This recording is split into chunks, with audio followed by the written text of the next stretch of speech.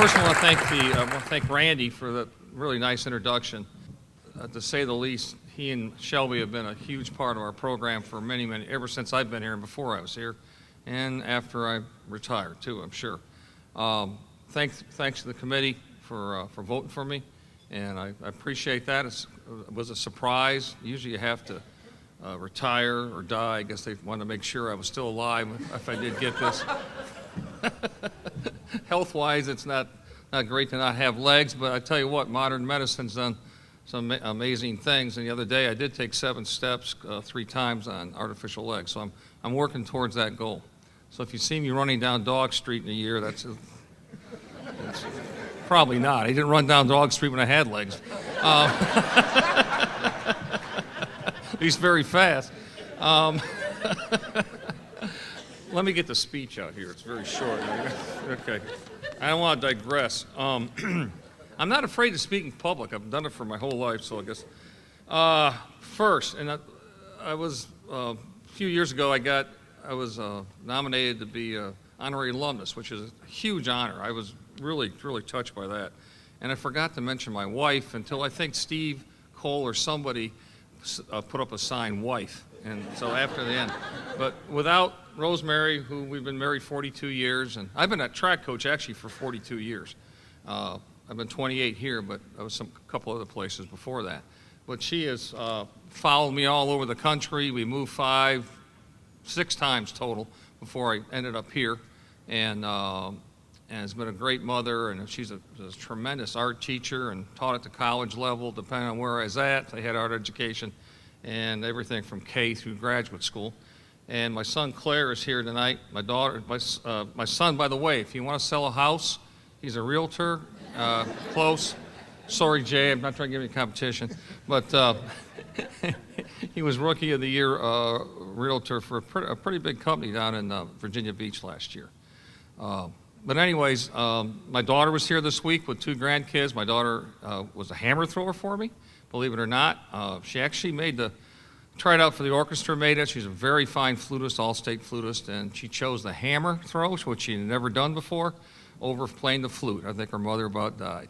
But it was the best 4 years of my life because I got to be with my daughter on a daily basis. I don't think it helped her dating, having a 280-pound, sometime volatile track coach around. I don't think that helped her, but she's married now, has 2 children, and they were here all week and had to get back to school. Let's see, coaches who have worked hard for me, which is just about everyone I've ever hired here or helped hire. I've had some really tremendous assistant coaches. And anybody that's ever run any organization of any size, now a track team we have about 90 kids, so it's a good-sized program, and your assistants either make or break you. And I have been fortunate enough to choose the right people. The right people have said yes. Been crazy enough to come here and work many, many hours for not a lot of pay. You don't get rich being a track coach, but they love the sport, and many have gone on to do very, very well. We have former assistants who are now the head coach at Michigan State, director at George Mason. Unfortunately, he came back from Stanford. I'd like to get him out, but I guess Mason's gone now. I don't have to worry about Mason. And also one at Kentucky, and who am I forgetting? Oh, yeah, Alex Gibby, who's now the head coach for cross country at Michigan and assistant track coach. So we've had a lot of good coaches. Our present coaching staff has been very, very nice to me. I am the IT director of our track program. Terry, he's seen my emails. I never learned to type, and I tell you what, I got to thank Myrtle Cox. She has been my secretary, or the secretary for the track program and other programs ever since I've been here. Without Myrtle, I would have got fired a long time ago. But anyways, I don't have a lot of computer skills. I'm getting better. Hopefully before I die, I'll be better than I am now. But our present track director, who I brought in my last year, Steve Walsh, and when I stepped down, I surely recommended him to be the director, and he's done a great job. We have a really good staff. Joe Miller is our women's cross-country coach and assistant track coach, and Matt Guthridge has done a great job. Brian Hunter, the crazy Texan, Brian was an NCAA champ in the pole vault at Texas. We hear about Texas all the time. And John Jefferson joined us this year, and who do I forget? Is that it? Actually got them all. It's pretty good. They have been extremely helpful to me in many ways. Obviously, there's many things I can't do that I used to be able to do, but they have become, as a group, and maybe some more than others, my legs. And more importantly, showed me how to scan a transcript into the whatever, I don't know, whatever. Oh, God, I hated that computer. They put a computer on my desk in 1994, I think it was, or 5. I didn't turn it on for a year and a half. I used everybody else. And finally, Andy Gerard, who's now the head coach at George Mason, said, Dan, you got to learn. He turned it on. I had 2,400 emails. Probably 2 Olympic champions have wrote us, future Olympic champions, and said, you know, we'd like to look at William Mary. Well, I didn't know that. I want to thank the administration. They have been very helpful, and especially Steve Cole has figured out.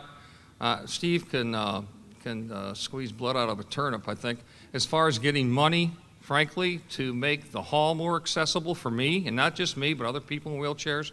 The throwing area, I can actually, with this thing, I can actually go most places in the throwing area, and we have a lot more things that make my life a lot easier, and other people to come. I'm surely probably not the only person in a wheelchair that's going to work at the college, that's for sure.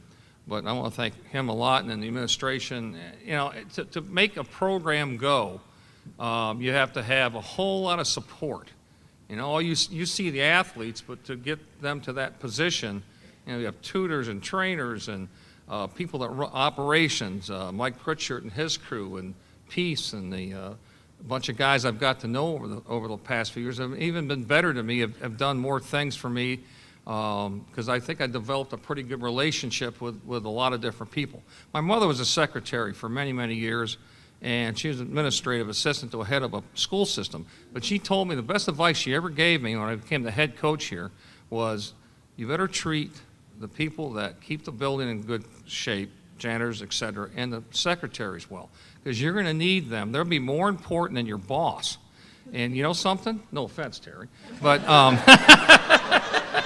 but in the day-to-day workings of anything, they're the most important people. They get things done.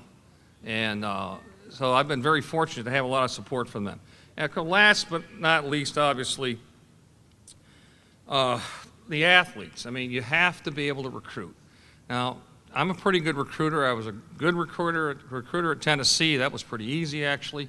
And Miami of Ohio, we had a lot of success. In Tennessee, you're expected, you better have success, you get fired. But at William and Mary, it's a little tougher because of our high academic standards. But I figured out, with some help of many people, what type of student athlete should come to this place. And when I go and talk to a student athlete, that 15 minutes to that young lady is probably more like a half hour.